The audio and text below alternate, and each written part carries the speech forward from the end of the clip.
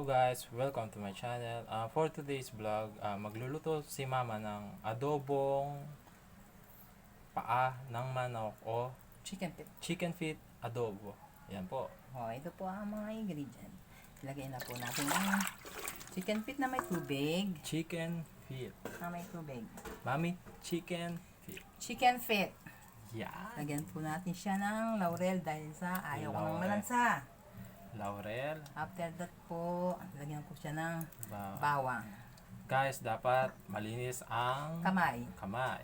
Tapos lagyan ko po siya ng konting soy sauce. Gano'ng karaming soy sauce? Tansyahin na lang nila. Tansya.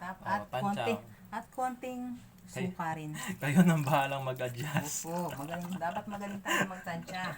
Dahil yung mga nanay, kahit magaling tayong magtansya. Oops. So, yan po. At, Ito po, kailangan po natin siyang ipakulo. yan. Sabi po. ng iba, sangkot siya. Yeah. Pero dahil sa chicken feet po ito, Chicken feet. chicken feet. Yan. Kapampangan. Chicken feet. Yan. Kailangan po nito ng maraming tubig para siya hanggang lumambot. Matagal po siyang Kahit ngayon po, lumambot. buksan na natin ng apoy. Takpan na po natin muna. Yan, sige. Oh. Takpan Takpan po. po natin siya. Hanggang sa kumulo. Okay. Hello guys, check lang po natin ang ating pinapakulong chicken feet. Yan. Pero sabi ni mama, kailangan natin tong pakuluan ng matagal.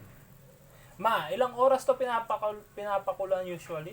Ay, naku, hindi ko alam. Pag lumambot na. Basta nung pag namambot daw po, yun. Doon okay na ako. Yun po, balikan po natin kapag kung luto na ang ating chicken feet. Ito na po ang ating chicken feet. Malambot na po. At ready na po namin yung lalagyan. Ililipat po namin sa isang container at igigisa na po natin to.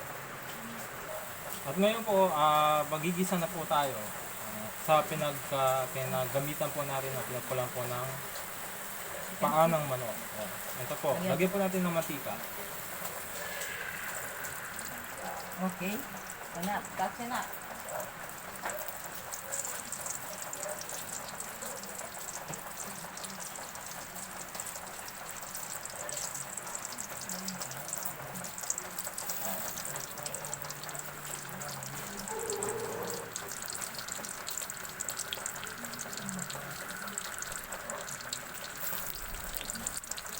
Ilagay na po natin ang Lagay na po natin ang bawang. bawang. Bawang lang po walang sibuyas. Ilang piraso po na? Ilang gloves na ano? Apat. Cloves. Apat Apat. pero malaki.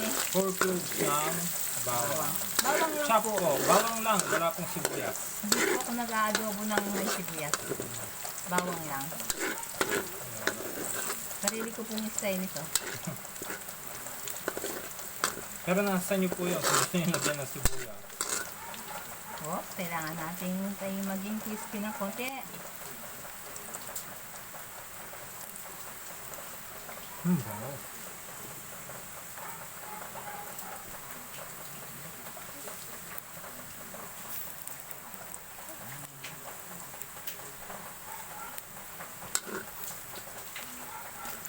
Magkakatagal pa rin para mag-crispy. Ayoko kasi ng sariwa. Ayoko ng sariwa. Gusto ko po yung medyo brown siya. Brownish po na bawang. Para paglagay ng chicken feet, Chicken feet na. mabango siya. Hindi siya mukha, hindi po ito amoy chicken feet. Amoy chicken. Chicken feet. Yan. Kapag po medyo brown, golden brown na po ang ating bawang, ilagay na po natin ang paa ng manok. Chicken feet. Bango.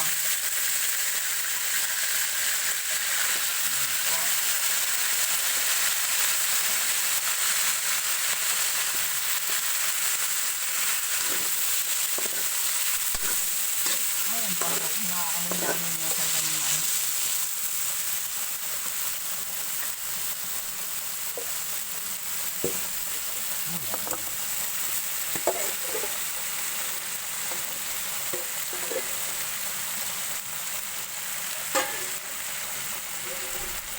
Set aside po muna yung sabaw. Medyo haluin po muna natin sa bawang para kumapit yung amoy ng bawang sa kanila.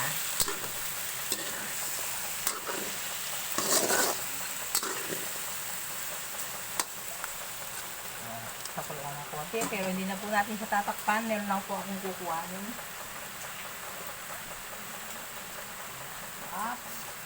Ito po ngayon ang aking ilalagay. Kanina pong siningkutsa po namin sa kutsa. Nilagay ko lang po ng konting suka. Pero ngayon po naigigisa ko na kalamansi na po siya. Kalamansi with toyo at saka siling pula. Siling pula. Bagong mixture po yung toyo, tsaka kalamansi juice, at siling labuyo. Pero kung gusto niyo po ng may sabaw, pwede rin po nating ihalo yung pinagkuluan niya kanina. Iba po kasi gusto nila may sabaw. Hindi po tayo pare-pareho. So, Lagay na. ito pong pinagkuluan na ilagay ko na dahil anong lasa po yung talagang nandito rin. Ay, lagay po natin yung pinagpulaan. Oops! Ang paminta.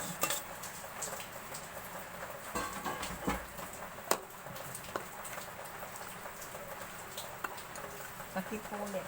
Takpan natin. Tapos po, takpan po natin ulit hanggang sa kumulo. At ngayon po, lalagyan po natin siya ng Asukal. asukal. Ilan ang nilagay natin asukal? Isa't kalahating kutsara po ng asukal. Ayan. Para po panlaban sa asin. Para mag-balance. Opo, tamis at asin. Tamis at asim at alat. Ayan po. Inulit natin.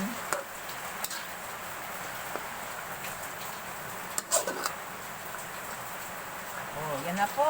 Okay na Ayan po na po. siya. Luto na ang ating chicken feet adobo.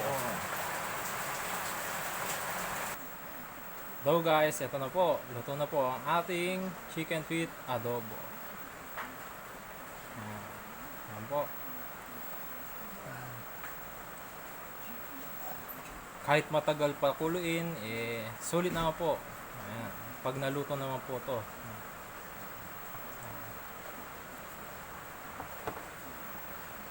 Sana po magustuhan nyo. Please like and subscribe.